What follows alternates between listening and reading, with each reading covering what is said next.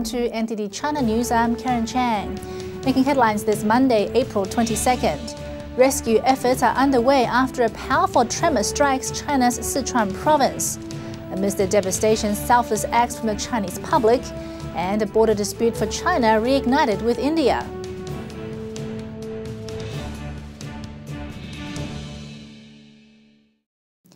A devastating earthquake struck southwest China early Saturday morning. More than 200 people are dead or missing in Lushan County in Sichuan Province.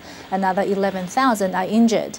Today, more than 48 hours after the magnitude 6.6 tremor, rescuers are still trying to reach some communities cut off by fallen boulders and landslides. Chinese Premier Li Keqiang arrived on the scene several hours after the quake on Saturday. He called for an all-out effort to rescue survivors. But recovery efforts have been complicated with blocked roads, making things more difficult at a series of aftershocks.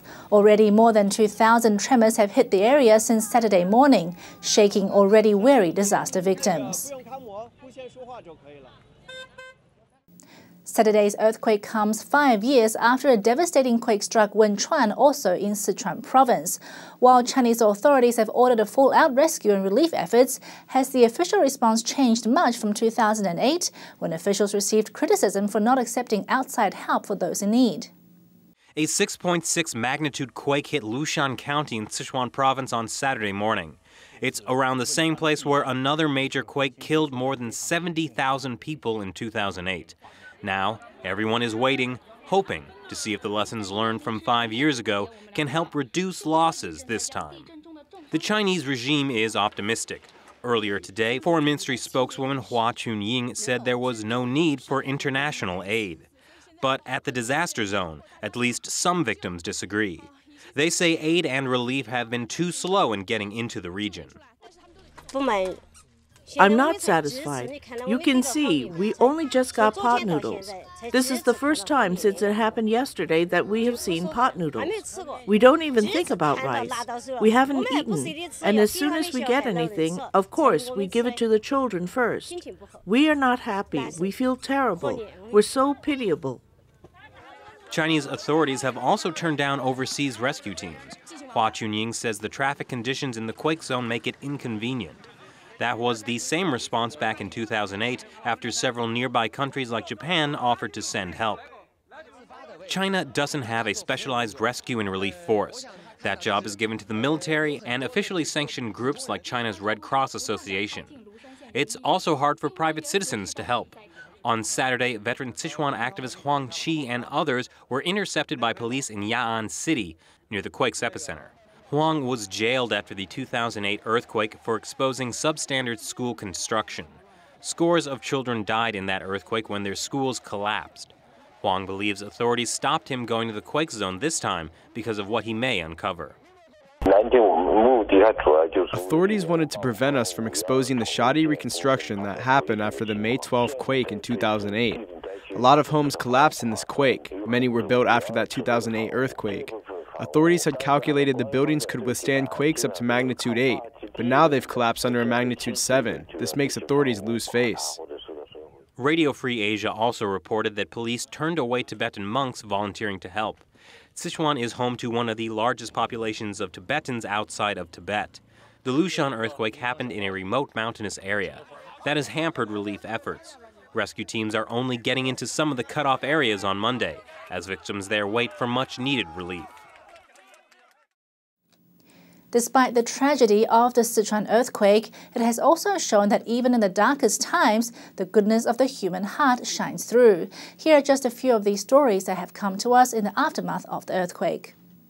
Residents here at this remote area in Lushan, Sichuan Province have been devastated by the early morning earthquake on Saturday. But throughout the country, people in China are doing what they can to support their fellow countrymen in the disaster area. To help with the medical emergency, people are lining up to donate blood around the country. And with rescue efforts underway, that could mean the difference between life and death for those still buried in rubble.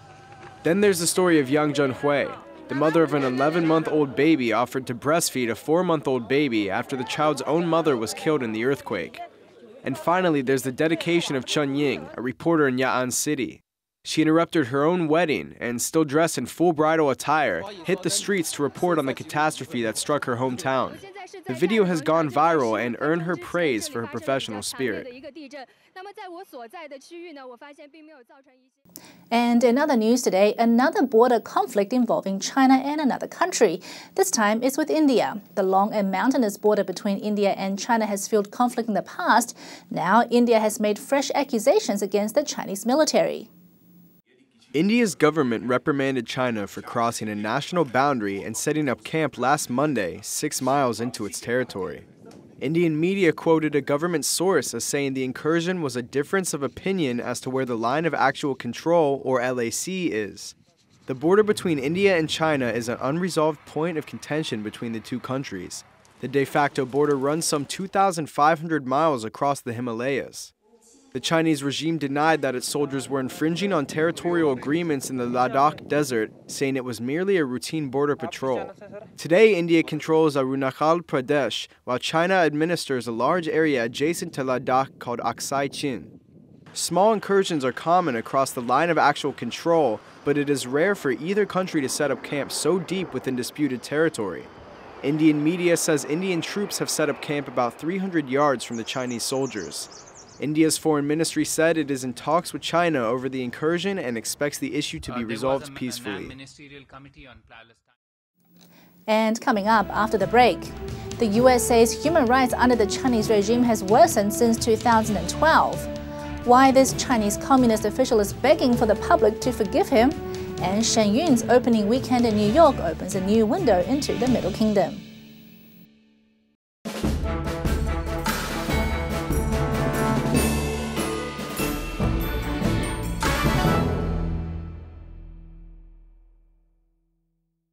And welcome back. US lawmakers have long been concerned for the Chinese regime's poor human rights record.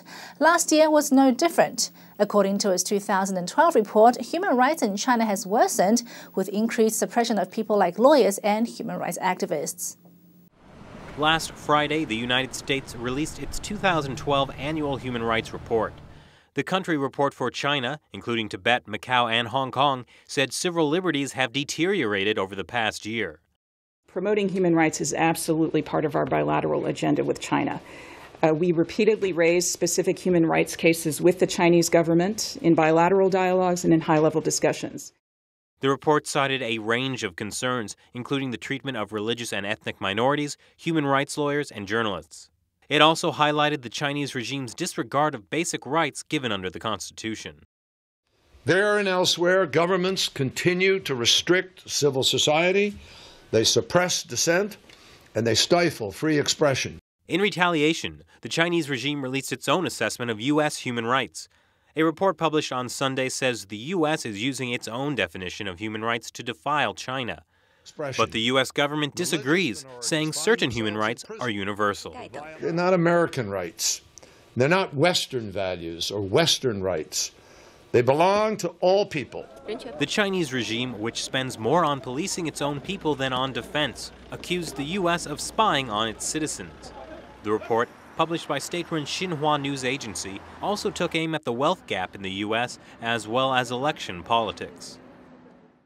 Chinese leaders have been calling on officials to stop being wasteful and corrupt because, according to them, the problem is so severe it could bring down the Communist Party. Well, one official from Jiangsu Province apparently didn't get that memo, and with China's growing online community, the man got down on his knees begging for mercy from angry citizens. A Communist Party secretary kneeling, begging for forgiveness as angry citizens surround him. This image has gone viral on Chinese internet, making a new height of public dissent against wasteful officials. The picture was taken on Friday, April 19th. Zhang Aihua threw a lavish dinner party for 36 officials with public funds. Footage of exotic dishes estimated to cost at least $1,600 per person surfaced online. It brought in an angry mob, and almost 1,000 people gathered around the venue. Some of the officials had left by then, but we saw bottles of the expensive Wulanier liquor and pricey dishes like blowfish. This angered the public, and the party secretary then knelt before them, begging them to leave. Gu Zhijian was one of the first people to circulate the pictures and footage. He said he wasn't trying to humiliate the official, rather he wanted to highlight the importance of public scrutiny. To be honest, I'm not in support of making people kneel like this. But authorities don't let the public speak or monitor them. The public is suppressed and they don't have a channel to vent. So when they are set off, the public will make officials give up their dignity at a minimum. If things continue, an uprising isn't out of the question. Corruption plagues the Chinese regime, so much so that current and former leaders have warned it could lead to the collapse of the Communist Party. This latest example of lavish spending comes after new party chief Xi Jinping announced a campaign to cut down on government officials' extravagance. According to state-run China News Service, Jiangsu authorities are investigating the case. Now to an update on the H7N9 bird flu outbreak. There are now more than 100 reported cases, with some health experts continuing to warn that the possibility of human transmission cannot be ruled out. China's death toll from the H7N9 strain of bird flu reached 20 on Monday, out of 105 reported cases. The latest patient is from eastern Shandong Province, the first H7N9 infection to emerge there. Health officials say about half of the patients had no contact with poultry, and experts still don't know exactly how people are getting the virus. So far, the World Health Organization says there is no evidence of sustained transmission between people. But some Chinese experts are worried. Limited transmission means that one person may get infected from the patient, but the virus will not be transmitted from him to a third person. Yet I have to say, the possibility of human-to-human transmission has not been ruled out. One statistic that stands out is the age of the victims. So many of the H7N9 cases have been in older people. Around half of the confirmed H7N9 cases have been in people above the age of 60 years. Professor Colleen says there could be many more bird flu cases that have not been reported to authorities. It's possible that many mild infections would go undetected. That's true in China or in any other country, because mild infections with people with a fever and a cough would not be laboratory tested for influenza. There's no clinical need to do that, and there's no laboratory capacity to do that in any country. There's currently no vaccine available against bird flu, but a team of international experts is in China this week to investigate the virus. China has an ancient history that not many are aware of in the West. Shen Yun Performing Arts has opened a window to 5,000 years of this history and culture from ancient times to today. After seeing Shen Yun in New York over the weekend, audiences were left with a very different view of China. China is probably most associated with its Made in China logo, synonymous with cheap manufacturing. After watching Shen Yun Performing Arts at New York's Lincoln Center, some audience members found they had a new image of China. A different view of China, a different concept of China. Well, we didn't know. We had a mental picture, and I think it changed that. I should tell you, I have a friend who was teaches Chinese history at Columbia. And I can't wait to tell them about this. And as you asked my mom, I did have this new appreciation for the diversity of Chinese culture and how, we think of America and we think of China, but it's just so diverse. There's just so many things going on. I think it was very interesting to see all the different cultures and from all places in China. And I've never been to China. I thought it was very, very interesting, and I'm so glad I came. And for some, Shen Yun brought the Orient a little closer to home.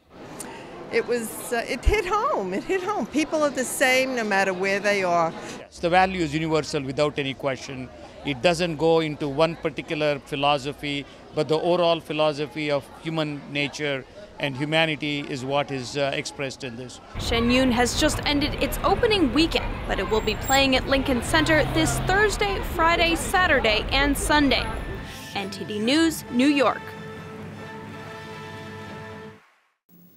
And that's all for this broadcast of NTD China News. For more of our China content, visit our website at ntd.tv or subscribe to our YouTube channel, NTD on China. Coming up next is China Focus. Shelley Zhang speaks with our China analyst about a mystery that recently gripped China. Did Chinese President Xi Jinping take a cab ride in early March? Stay tuned to find out why got everyone talking. Thank you for watching, and I'll see you tomorrow.